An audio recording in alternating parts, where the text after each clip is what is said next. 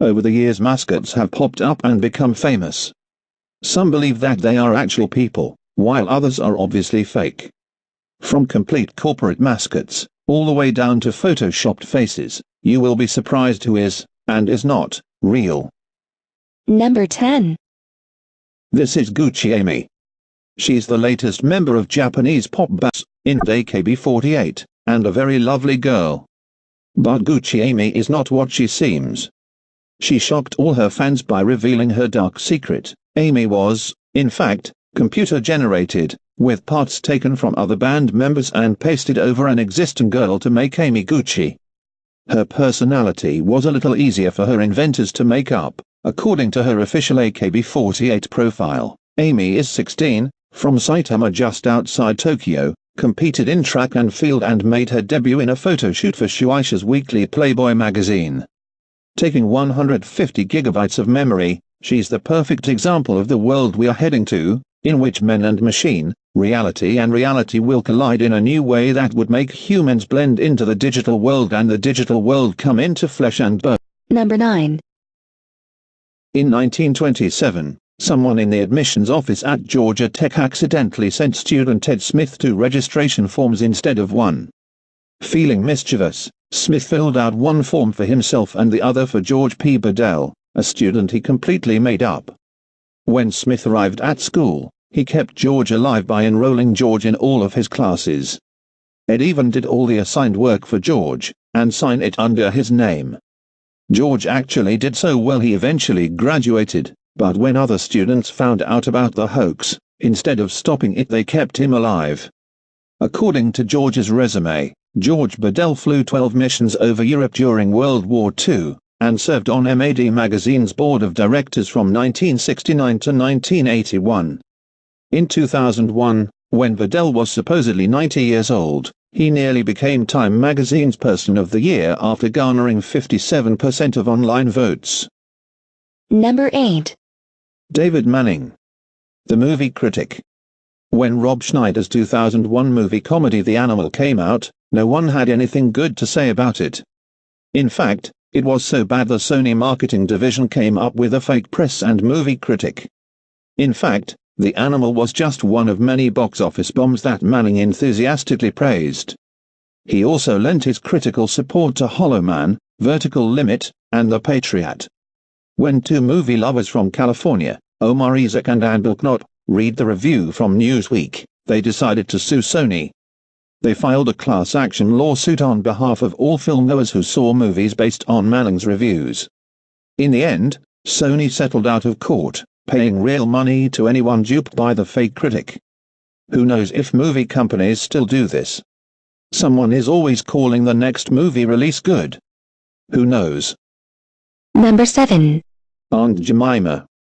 Currently owned by the Quaker Oats Company of Chicago, Aunt Jemima's trademark dates back to 1893, but was first registered in April 1937. She originated from the minstrel show as one of their stereotypical African-American characters. She was later adopted by commercial interests to represent the Aunt Jemima brand. The Aunt Jemima character received the key to the city of Albion, Michigan on January 25, 1964. An actress portraying Jemima visited Albion many times for fundraisers. Soon after, Quaker Oats introduced Aunt Jemima syrup in 1966. This was followed by Aunt Jemima Butter Light syrup in 1985, and Butter Rich syrup in 1991. She has simply become just a logo for a brand name over the years. I always see her while I walk down the breakfast section of my local grocery store. She has an unforgettable smile and friendly look. It's perfect if you wanted to sell something. Number 6. Allegra Coleman. Allegra Coleman was a fictional celebrity, invented by writer Martha Sherrill for the purposes of a hoax magazine article.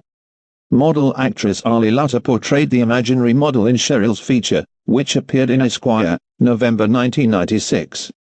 After her debut, an article described an upcoming movie with Woody Allen, her tempestuous relationship with David Schwimmer, including a scandal involving nude photographs supposedly taken by paparazzi, and her friendship with Deepak Chopra. The hoax was revealed by Esquire editor Edward Costner in a press release to the Newswire services. Cheryl later wrote a satirical novel on Hollywood life, which featured Allegra Coleman as a prominent character. The novel, My Last Movie Star, was published by Random House in 2003. The incident jump-started Ali Lutta's acting career, and she went on to many TV shows, movies. Number 5. Jack Dawson. We know Jack Dawson from the Titanic, but did he really exist? There have been no records of him even being on the ship that night, though it is possible that he secretly snuck abroad. Rose DeWitt Bukater and Jack Dawson are fictional characters created by James Cameron. There was a man named J. Dawson who died aboard the Titanic, but James Cameron did not know that he existed until after he wrote the Titanic screenplay. He did not base the Jack character on this J. Dawson person.